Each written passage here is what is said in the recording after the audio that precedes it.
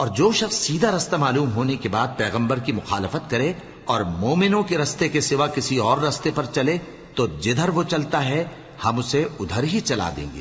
اور قیامت کے دن اسے جہنم میں داخل کریں گے، اور وہ بری جگہ ہے۔ اللہ اس گناہ کو نہیں بخشے گا کہ کسی کو اس کا شریک بنایا جائے، اور اس کے سوا اور گناہ جس کو چاہے گا بخش دے گا، اور جس نے اللہ کے ساتھ شریک بنایا تو بے شک وہ رستے سے دور جا پڑا۔ یہ لوگ اللہ کے سوا جو پرستش کرتے ہیں تو کچھ دیویوں کی، اور پکارتے بھی ہیں تو شیطان سرکش ہی کو،